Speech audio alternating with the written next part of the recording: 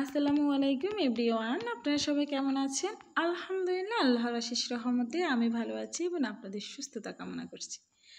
আপনারা যেখান থেকে আমার ভিডিওটি দেখছেন, আপনাদের সকলের প্রতি আমার আন্তরিক ভালোবাসা ও অভিনন্দন। আশা করি সুস্থ ও নিরাপদ আছেন। সর্বপ্রথম কৃতজ্ঞতা জ্ঞাপন করি যিনি আমাদের সৃষ্টি করেছেন এবং ভালো রেখেছেন, আলহামদুলিল্লাহ। আবারও হাজির হয়েছি আপনাদের মাঝে নতুন একটি ব্লগ ভিডিও নিয়ে। আশা করি ভালো লাগবে, না টেনে পুরো ভিডিওটি দেখবেন। এটি হচ্ছে মদিনা যাওয়ার রাস্তা। এই রাস্তায় একটু সামনে গেলে মদিনা শরীফ, হযরত মুহাম্মদ সাল্লাল্লাহু আলাইহি সাল্লামের রওজা মোবারক। এটি হচ্ছে আমরা মদিনা যাওয়ার পর এই ভিডিওটি ধারণ করা। আমরা যেখানে হোটেল নিয়েছি ওইখান থেকে একটুখানি দূরে মদিনা শরীফ।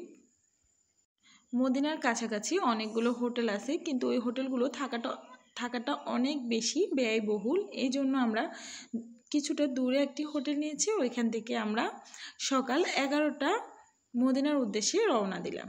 আমাদের হোটেলটা মদিনা থেকে প্রায় 10 মিনিট দূরে একটি পথ। আমরা আমাদের বাসা থেকে হেঁটে হেঁটে মদিনা শরীফ আসছি, আর তার মাঝে এই ভিডিওটি করা। আপনাদের ভাই এবং আমি আমার বাচ্চাদেরকে নিয়ে একসাথে আসতেছি, এর মাঝে ভিডিওটি করেছি। দেখেন কবুতর, আসলে ইসলামের প্রত্যেকটা জায়গায় এত বেশি কবুতর যেটা বলে বোঝানো সম্ভব না। যে জায়গায় যাবেন শুধু কবুতর কবুতর, সেটা হোক আপনার মক্কা বা মদিনা বা উহুদের পাহাড় বা বিভিন্ন উল্লেখযোগ্য কয়েকটি ইসলামিক নিদর্শন আছে, প্রত্যেকটা জায়গায় কবুতরের শেষ নেই। প্রত্যেকটা মানুষ এদেরকে খাবার দেয়। ওই যে সামনে দেখতে পাচ্ছেন মদিনা শরীফের মিনার দেখা যাচ্ছে। এই মদিনা শরীফের রাস্তার আশেপাশে যতগুলো বিল্ডিং দেখতেছেন ওগুলো সব হোটেল, থাকার হোটেল। এত বিশাল বিশাল, এক একটা আপনার হয়তো বা 15-20 তলা এরকমই হবে। এত বিশাল বিশাল বিল্ডিং। এই বিল্ডিংগুলোতে থাকাটা সত্যি খুব ব্যয়বহুল। এখানে এক রাত্রি থাকতে গেলে আপনাকে 1000 রিয়াল গুনতে হবে। 1000 রিয়াল বাংলার প্রায় 33,000 টাকা। আমরা তো এত বেশি ধনী ব্যক্তি না, এই জন্য আমরা একটু দূরে নিয়েছি। অল্প মূল্যে একটি ভাষায় থেকেছি। ওইখান থেকে আমাদের আসতে একটু সময় লেগেছিল, প্রায় হেঁটে হেঁটে 10 মিনিট। আর মদিনা শরীফের ভিতরে এদিকে গাড়ি চলাচল খুব কম, যেহেতু এদিকে অনেকটা ভিড়। দেখতে পেয়েছেন আপনাদের ভাইয়া আবদুল্লাহকে কোলে নিয়েছে, আবদুল্লাহ কোলে। আর আমরা যাচ্ছি, হাজার হাজার মানুষ। দেখেন এখন তো খুব একটা ভিড় নেই, মানুষ নেই, কিন্তু সকালে ফজরের ওয়াক্তে অনেক বেশি ভিড় থাকে।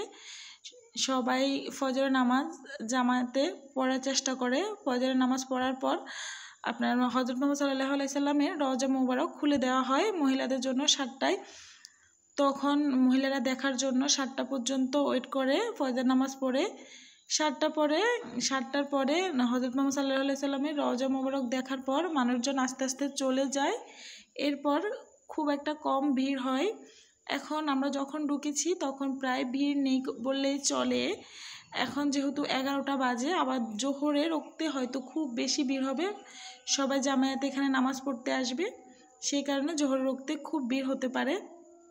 নামাজের ওক্তগুলোতে মদিনা শরীফে খুব ভিড় হয়। আর পুরুষদের জন্য 1টার পর হযরত মুহাম্মদ সাল্লাল্লাহু আলাইহি সাল্লামের রওজা মোবারক দেখা হয়। প্রায় টাইমে পুরুষের জন্য খোলা হয়, পুরুষ বারবারে দেখতে পারে, কিন্তু মহিলাদের জন্য একটি নির্দিষ্ট টাইম, সেটা হচ্ছে সকাল 7টার পরে